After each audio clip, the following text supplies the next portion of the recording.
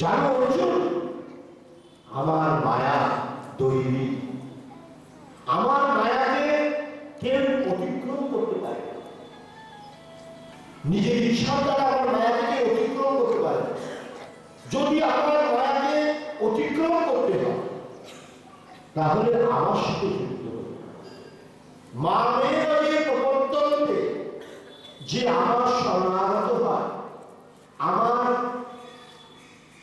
প্রবন্ধ হয়, আমার চরণে সমর্পিত হয়, নিবেদিত হয়, বিসর্জিত হয়, অথবা আমার প্রতিনিধি শ্রী গুরুর চরণে যে সমর্পিত হয়, নিবেদিত চিত্ত হয় অর্জুন, সেই একমাত্র আমার মায়াকে অতিক্রম করতে পারে। মা মেয়ে প্রবর্তন্তে মায়া মেয়া তরন্তি। কি সুন্দর কথা। তাহলে ভগবানকে পাওয়ার অনেক সাধনা আছে। যেমন এই পিস অফ মাইন্ড, মেঘা আধ্যাত্মিক সেন্টার বা শিবির দেখছিলাম। পিস অফ মাইন্ড, মনকে একাগ্র করার জন্য রাজ্য করে তোমরা বোঝো, এ একটা ভালো জিনিস।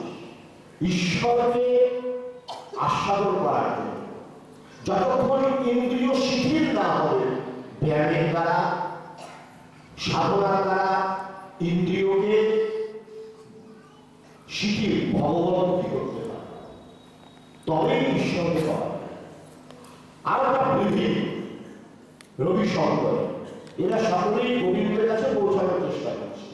রামদেব ব্যায়ামের মাধ্যমে, সাধনার মাধ্যমে, অষ্টাঙ্গ যোগের মাধ্যমে ব্যায়াম করে চিত্তকে চিত্ত বৃদ্ধি নিরোধা যোগা চিত্ত বৃদ্ধি নিরোধা।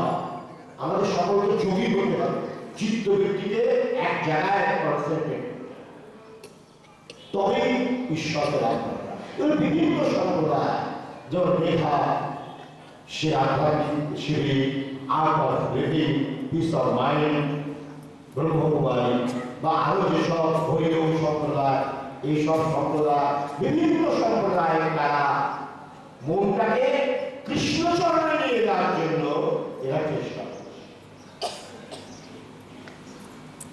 পাতঞ্জল যোগ দর্শনে আছে যম, নিয়ম, সংযম, প্রাণায়াম, প্রত্যাহার, ধ্যান, ধারণা, সমাধি, এর অনেক বিশাল ব্যাখ্যা এত করা সম্ভব না। মোটামুটি বিভিন্নভাবে ইন্দ্রিয়কে কন্ট্রোল করতে হবে। ইন্দ্রিয় এমন একটা বিভঙ্গম, কি বলবো, পাখি এই সর্বদা ঘুরে বেড়ায়, যেখানে ইচ্ছা সেখানে চলে যায়, আলোই হোক আর অন্ধকারই হোক, তার কিছু সব জায়গায় ঘুরে বেড়ায়, এত চঞ্চল। তখন গোবিন্দকে পাবো কেমন? অথচ গোবিন্দ বলেছে মনটাকে আমার চরণে রাখতে হবে, ভগবানের চরণে মনটাকে রাখতে হবে। কিন্তু ইন্দ্রিয় আমাকে এত চঞ্চল যে কেউ কথা শোনে না, কোনো রেস্ট্রিকশন নেই, যেখানে সেখানে চলে যায়। তাই এইসব piece of mind, art of living বা যেসব সম্প্রদায়ের উদ্দেশ্য হলো মনটাকে টেনে রাখা। অষ্টাঙ্গ যোগ, এই যম, নিয়ম, সংযম, প্রাণায়াম, ধ্যান, ধারণা, সমাধি, এগুলো আমরা অ্যাক্টিভ করতে পারি। কিন্তু কলিযুগীয় অন্নগত জীবের পক্ষে, বিষয়াসক্ত জীবের পক্ষে, তোমাদের সকলের পক্ষে এই যোগ করা সম্ভব। মনোময় কোষ, প্রাণময় কোষ, অন্নময় কোষ, আনন্দময় কোষ, বিজ্ঞানময় কোষ, এই কোষের মাধ্যমে মনটাকে এক জায়গায় রাখতে হয়। অন্ন চিন্তা করলে অন্নময় কোষ আপনার স্থিতি, কোথাও প্রাণময় কোষ, কোথাও মনোময় কোষ, আবার একটু করে উঠলে সেখানে আনন্দময় কোষ, আর একদম ভগবান দর্শন বিজ্ঞানময় কোষ। তারপরে লিঙ্গগুলো আমাদের থাকে পুরোপুরি শক্তি, মূলাধার, তারপর স্বাধিষ্ঠা, পুরোপুরি শক্তিকে জাগ্রত করতে হয়। মণিপুর, অনাহত চক্র, বিশুদ্ধ চক্র, খড় চক্র, সহস্র, এই বাক্য পুরোপুরি শক্তিকে জাগ্রত করে মনকে একাগ্র করতে হয়। কিন্তু আমাদের পক্ষে সম্ভব, কলিযুগীয় জীবের পক্ষে সম্ভব, কলিযুগীয় অন্য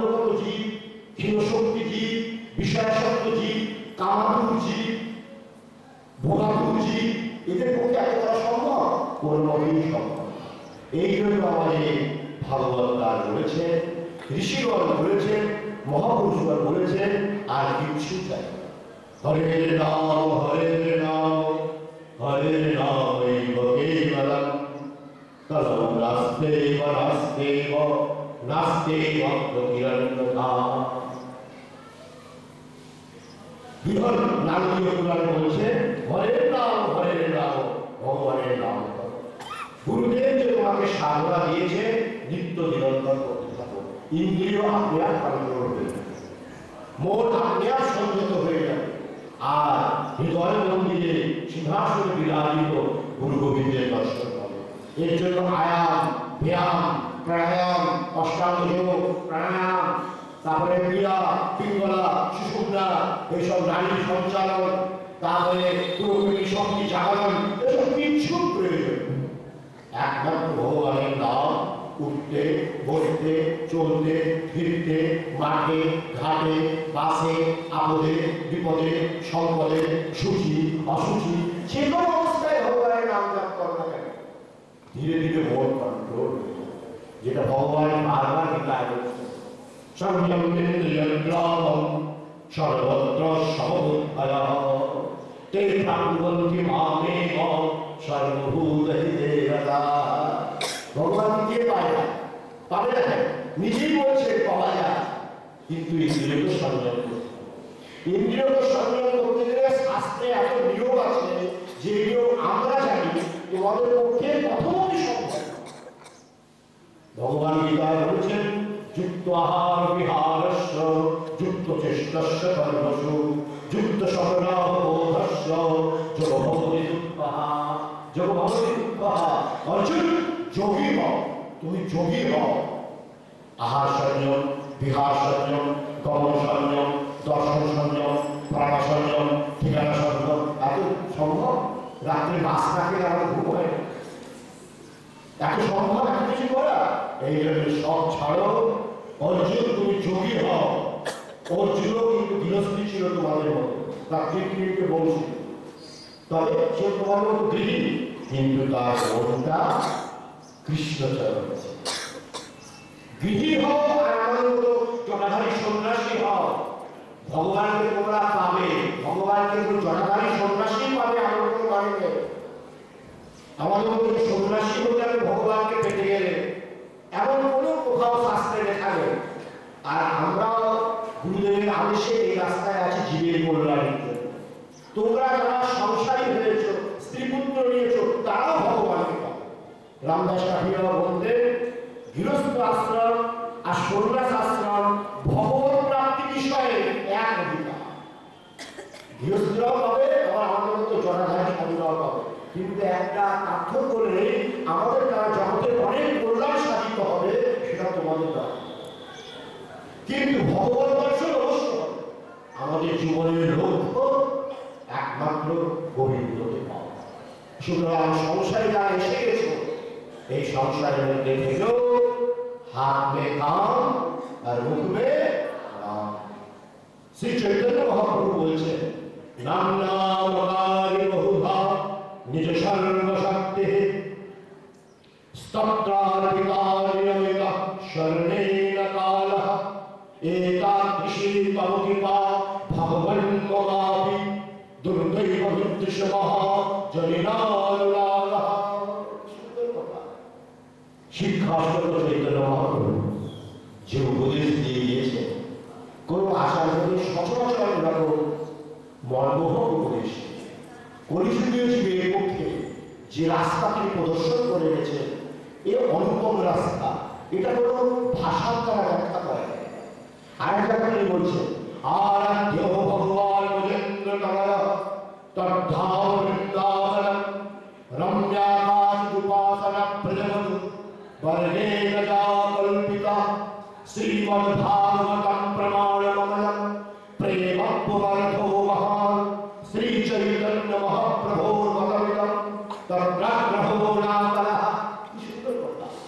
বঙ্গদেশের নামে বন্যা হয়ে গিয়েছে, কত লোকের ছত্রতলে এসে অসংখ্য জীব উদ্ধার লাভ। বলছে জীবকে যে তোমরা এত কিছু করতে পারো না পারো, হয়তো গোবিন্দের নামটা তো না। গোবিন্দ তোমাদের জন্য কত লীলা করেছে, আর কত রকম নাম বানিয়েছে, তার যত লীলা তত নাম। এই দেখো লীলাগুলো সব লেখা আছে, বকাসুর বধ, মাধবচোর লীলা, গোষ্ঠ লীলা, ভগবানের সব লীলাই তো, কালিয়া দমন, এমনি ভগবানের লীলা। আর যত তুমি লীলা করেছো, আচার্য চৈতন্য বলছে, যত লীলা করেছো তত তোমার নাম। আর শুধু তোমার নাম নয়, সেই নামের মধ্যে অনন্ত শক্তি নিহিত। যম, নিয়ম, সংযম, সমাধি, সাধনা যত সব আছে, সব শক্তি তোমার নামের মধ্যে আছে। এই নাম যদি গুরুমুখ নিশ্চিত হয়, কিন্তু নামটা আমাদের সম্প্রদায় একটু পার্থক্য এখানেই হয়ে যায়। এমনি তোমরা নাম করো, চিত্ত শুদ্ধ হবে নিঃসন্দেহ, কিন্তু গুরুমুখ নিশ্চিত না করে সেটা শক্তিশালী নয়। এমনি তো অনেক বই আছে, যেগুলো বই থেকে নাম জপ করতে থাকো, এটা আমাদের সাম্প্রদায়িক। যে কোনো বই থেকে নাম করতে থাকো, গুরু টুরু করার কি দরকার? আবার 100 টাকা দক্ষিণা দেওয়া আসে, এক ঝামেলা ব্যাপার, 3 বার করে পকেট কি করতে হয়, এ ঝামেলা ব্যাপার না, দরকার নেই করবি। বই মুখস্থ করে নিলে হলো হরে কৃষ্ণ কৃষ্ণ কৃষ্ণ হরে হরে, হরে রাম রাম রাম হরে হরে, রাধে কৃষ্ণ কৃষ্ণ কৃষ্ণ রাধে রাধে, রাধে শ্যাম শ্যাম শ্যাম রাধে। হবে না? অসম্ভব। এরকম হাজার নাম করে আছে, শক্তি আছে ঠিক, কিন্তু সেটা গুরুমুখ নিশ্চিত হলে শক্তিমান। কৃষ্ণকে পাওয়ার সামর্থ্য সেটা, কারণ যারা শক্তি গ্রহণ করে, সেই গুরুমুখ নিশ্চিত মন্ত্র জপ করলে ধীরে ধীরে ভগবান আসতে পারে। এইটাই একটু আমাদের বুঝে দিতে হবে। হরে কৃষ্ণের জপ করি আর রাধে কৃষ্ণের জপ করি, সেটা সাধুসন্ত গুরুদের মুখস্থ হওয়া। ধরো একটা বন্দুক দিয়ে আমি কেউকে মারলাম, শুধু বন্দুক দিয়ে কেউ মারলে তো হবে না, বন্দুকের মধ্যে কার্তুজ চাই, তবেই না লক্ষ্যবিদ্ধ হবে। ঠিক তদ্রুপ আমাদের যদি লক্ষ্যবিদ্ধ করতে হয়, উপনিষদে আছে, তাহলে গুরুমুখ নিশ্চিত মন্ত্র চাই। সেই মন্ত্র হওয়ার শক্তিশালী, গুরুদেব সেই মন্ত্রের দ্বারা গোবিন্দ পেয়েছে। সুতরাং সেই মন্ত্র তোমাদের দিলে আগুন জ্বলতে থাকবে। যত সব ময়লা আবর্জনা, চঞ্চলতা যা কিছু আছে, মায়া মোহ মমতা, এই আগুনে ভস্মীভূত হয়ে যায়। আর জীবন হয় সত্যম শিবম সুন্দর। জীবনকে যদি সুন্দর করতে হয়, শ্যাম সুন্দরের ভজনা। আর শ্যাম সুন্দরের ভজনা এমনি হয় না, এর মধ্যে অনেক কবিদের দোহা আছে, রামচরিত্র মানস আছে, তারপর শ্রী চৈতন্য মহাপ্রভুর কথাও আছে। তারা সকলেই বলছে গুরুমুখ নিশ্চিত হওয়ার। হনুমান চালিসার প্রথম শ্লোকে বলছে, শ্রী গুরু চরণ সরোজ রজ নিজ মন মুকুল সুধর, বরণ রঘুবর বিমল যশ যোদায়ক ফল চার, बुद्धिहीन जानिके सुमिरहु पवन कुमार, बल विद्या मोहि देवी हरहु क्लेश विकार।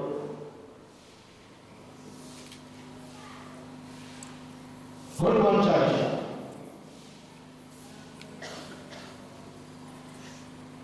এইরকম অনেক শাস্ত্রে আছে।